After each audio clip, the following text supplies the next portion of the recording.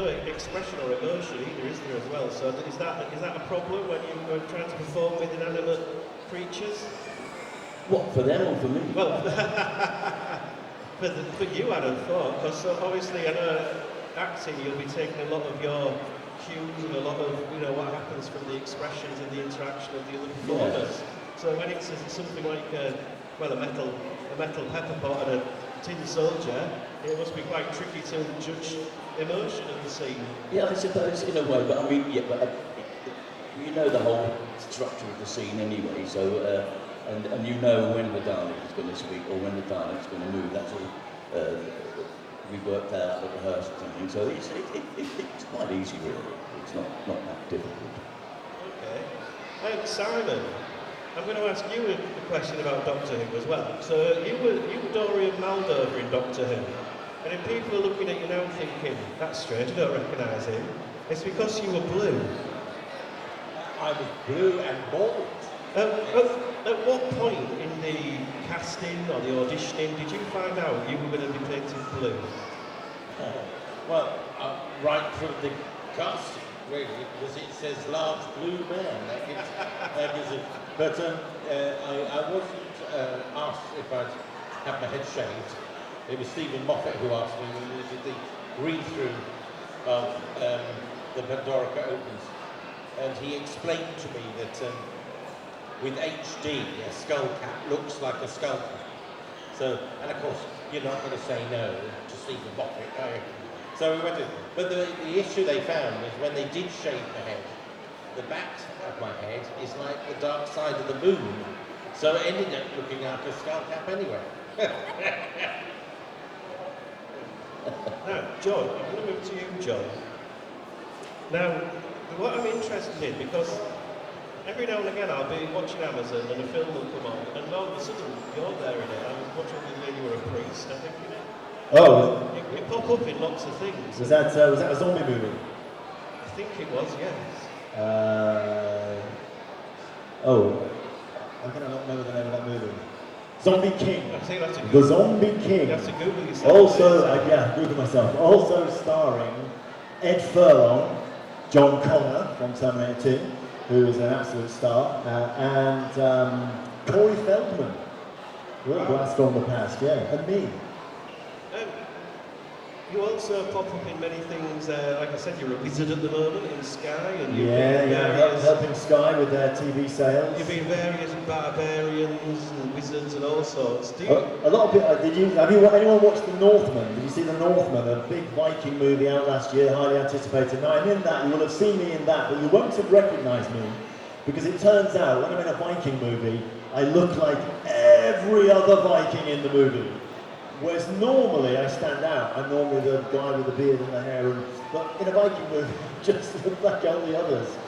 So, but that was exciting to do. I bet it was. I mean, what I'm getting to is the fact that you've got a very striking look and a striking appearance. And what I want to know is, do you find it a hindrance in work, or do you find it actually a really positive thing that gets you jobs? It's kind of both, but I focus on the positive thing. The way I look at it is, so I'm a guy with long hair and a beard, and I took them both in with clips so you can't tell. So I live the life of a short-haired, short-bearded man, but I have a long beard and long hair.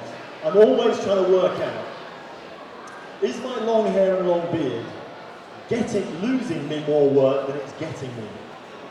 As in, are people saying, oh John, you'd be perfect for this role, but you'd have to cut your hair or your beard, and I say, I can't. So there's that equation, but I have to match that with another equation. The work I get as a long-haired, long-bearded actor is way more fun because it's Vikings, gods, spacemen, pirates. And the jobs I'm missing are lawyer, CEO, and I'm just not ready to settle down into that role yet when I can have so much fun. I mean, I'm literally flying to Italy tomorrow to be a pirate for 2 weeks. So it's always on my mind. Am I losing more work and is it better work? At the moment, I'm happy to not work too much because I'm focusing so much on becoming musical. So, but it is always on my mind. And the beard is ridiculous now. The beard is like here. My wife's I swear my wife wakes up in the middle of the night and sits looking over me with scissors. Oh. Now, Colin, I'm aware that you, well, I don't know if you know this, but I've talked to Colin quite a few times, so I happen to know that he's played many interesting roles, including Noddy, believe it or not. He's one, I think you were the first actor to play Noddy on stage, were you, Colin? Yes, I was. Many, I was a young man. It wasn't recently when I came to Glen. I think I was about 13 when I played it. It was a series. It was Enid Blyton's Noddy in Toyland, and they put it on in the West End every Christmas for 6 weeks at the matinees. And I was lucky enough to be cast as Noddy. So there you go. How about that? So I'm aware that you've been doing you did your autobiography, didn't you? You've written your autobiography now. So how was that actually going back over stories and memories? Did you remember things you'd forgotten? Or? Oh, absolutely. Great memories of things that I'd forgotten. You know, really. Sort of wonderful times I've had. You know, I mean, took the book. Yeah, if anyone wants the book, that's my entire life. You know, that's taken about 68 years in show business. Wow. And Simon, not that I'm blowing your trumpet, but you've got 3 books, haven't you? Well, it's one big book sold in 3 different books. That's it. But doing these conventions, I was often asked if I had an autobiography, and I started doing it as a stage play, going around town, and very fortunately, Dan Grubb of Fantastic Books Publishing, who is also the publisher for Colin Spaull, he just happened to be in the audience one evening, and he, on the back of a programme, he drew anecdotes rather than a sort of a... The second book is My Dalek Has Another Function, and that sort of says how things change for us. Pardon me, one side, Doctor Who. And then the last of the trilogy is Let Zygons Be Zygons. And it really covers things that you have come to read. You know, when I did the shows, people used to come to the bar afterwards and say, you know when you said ... And then they would tell me their version of the same story.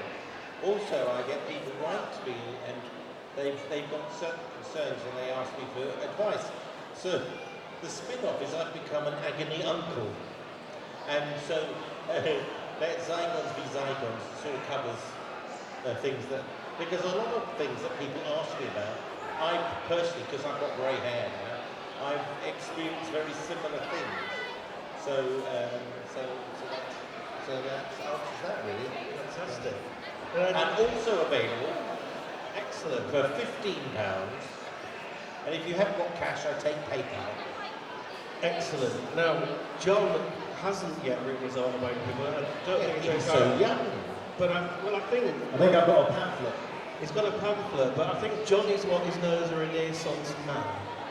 Over the years, John sat here and talked to me about his whittling and woodwork, his art, and now you are a musician. I am a troubadour. So what's going on today with your music? So at 2 p.m, I will be doing my first real official musical performance. It's £5 for a ticket. It's 45 minutes long. You can get tickets from me at the table, and it's. Last weekend I did a big gaming festival in Birmingham at the NEC, and I launched this show called King Regis the Musical, because I play King Regis and I am now musical. So it was launched last week, so this is like the first show after it was launched. And it's basically a mixture of me playing guitar, singing songs, bits of songs, and talking about how I discovered I had ADHD and then got obsessed with the ADHD and worked out how to access the ADHD in order to learn things and how to emphasize the positives of ADHD, the superpower, the hyperfocus. And I've used that over the past 3.5 years to train myself to sing, to play guitar and to draw.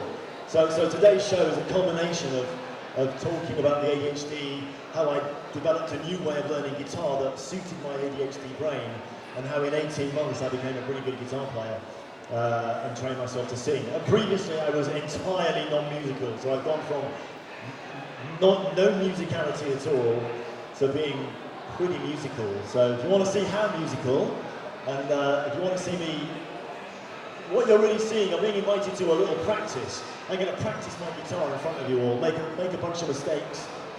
I call it falling off the skateboard. So I'm going to fall off the skateboard for you quite a lot. It'll be spectacular. We'll do some sing-alongs. I'll probably do La Bamba, so we can sing along to that. So yeah, if you want a ticket, pop onto my stand and find out how I became musical. Excellent. I need to rewrite that for the next time I do a Comic-Con. It's a meandering introduction.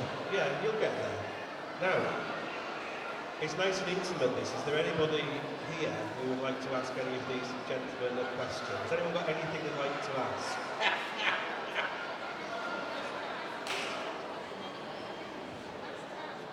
I'll tell you what, we'll come to you in a minute because you're looking a bit nervous. If you think your question, Shane there, I can see he's got his...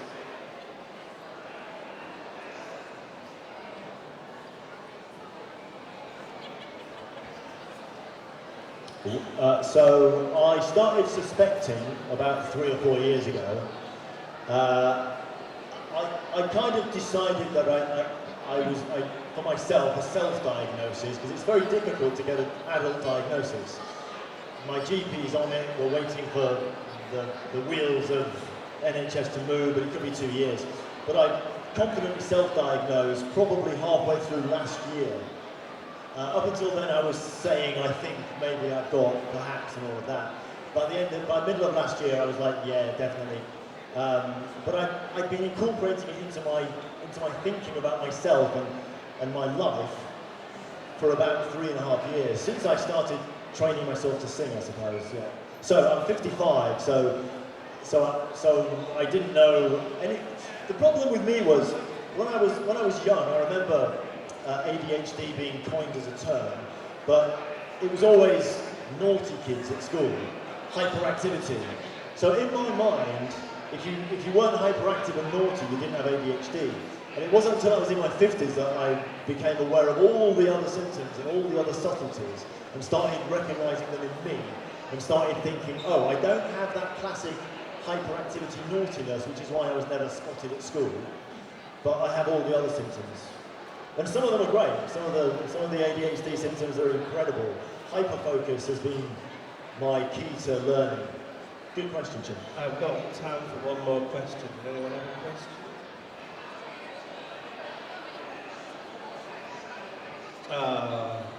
You've been put on the spot, you don't have a question. Okay, let me come over. Who's nervous? So my question is for Simon. How long did it take for you to get into makeup, to get turned blue? I was very lucky, actually.